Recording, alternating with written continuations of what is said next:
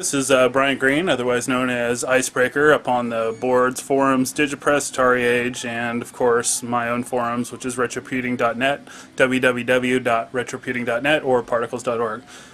Finally got the game room all together for the first time in a couple of years since we moved into this house, so I figured I'd do my own little video and kind of do a walkthrough here and show you what it's all like. So, start here.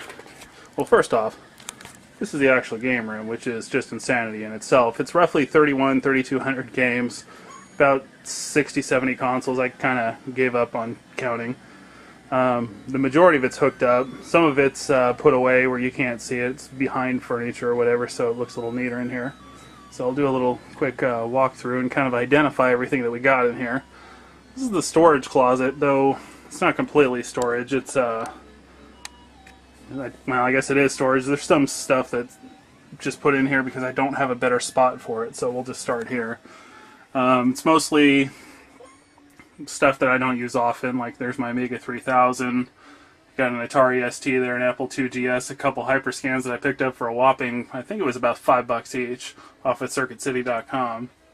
Some Atari ST stuff someone gave me, some brand new boxed Apple II GS stuff, some Aquarius stuff.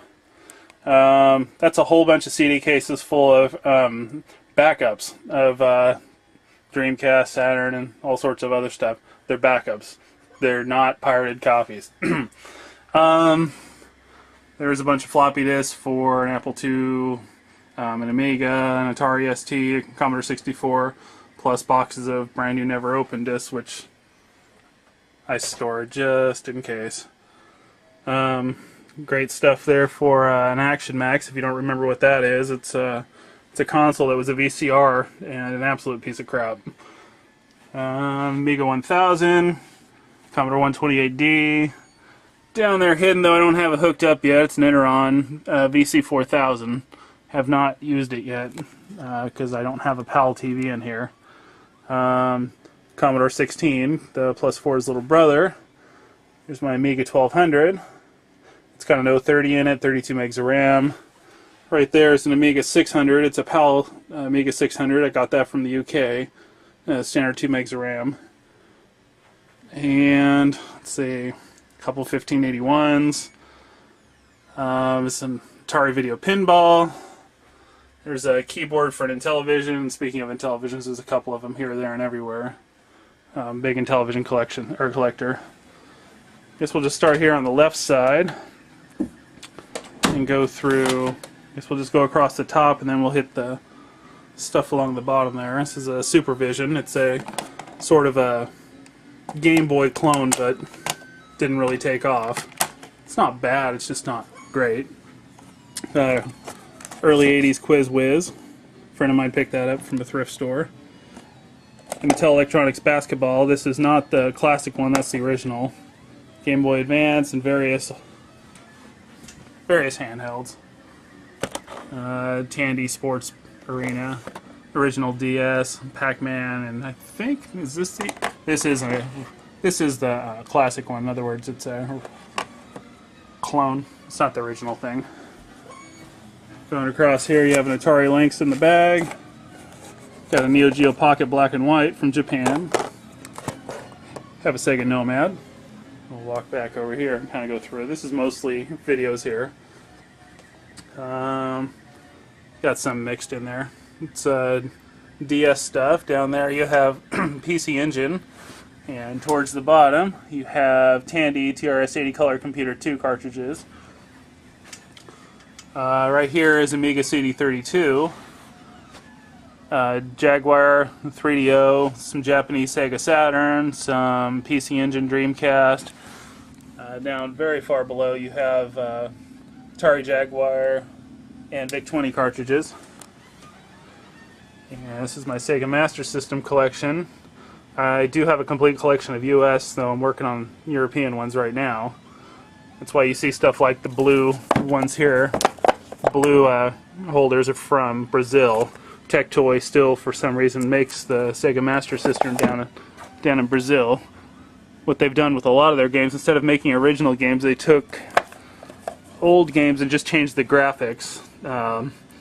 to fit localization sort of thing, stuff that's popular where they're at. Those are some Vectrex games, Xbox, Atari 5200.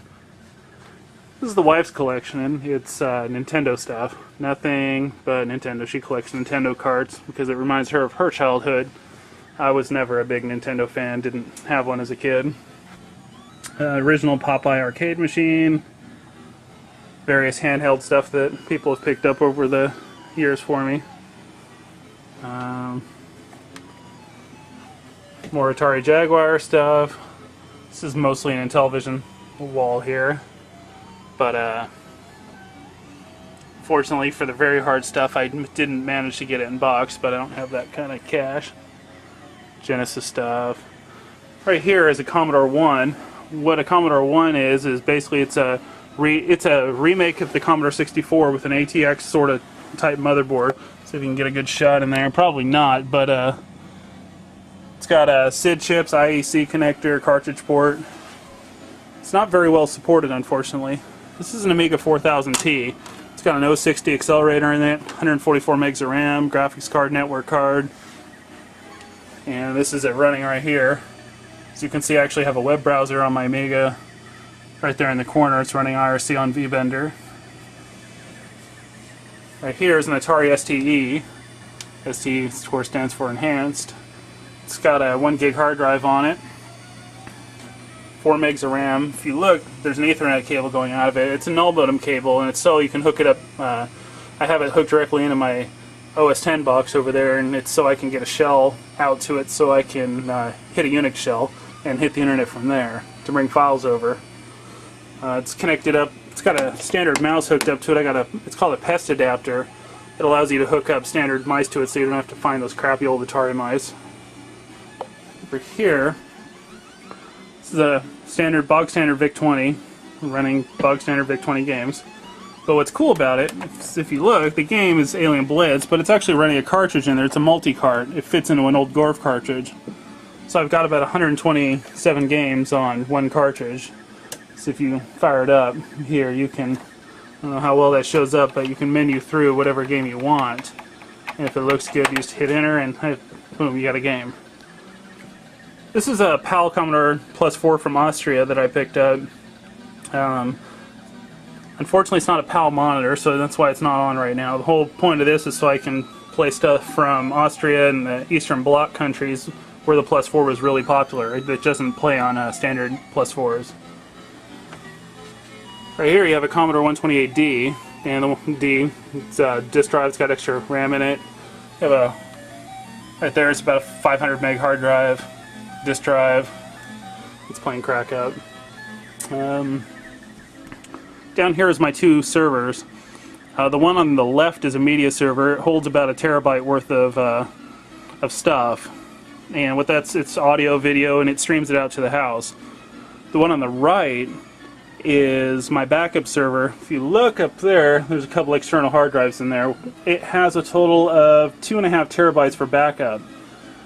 Basically, these two machines are hooked together through FireWire, so the media server backs up every day to the backup server, and all the machines in the house connect wirelessly during the day and back themselves up to the backup server.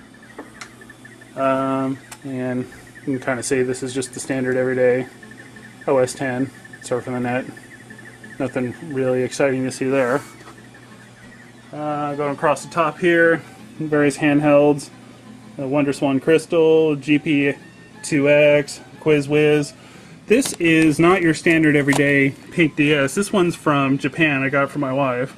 It's pink and white, where the other one is candy pink and white, where the other one around here is kind of a metallic pink.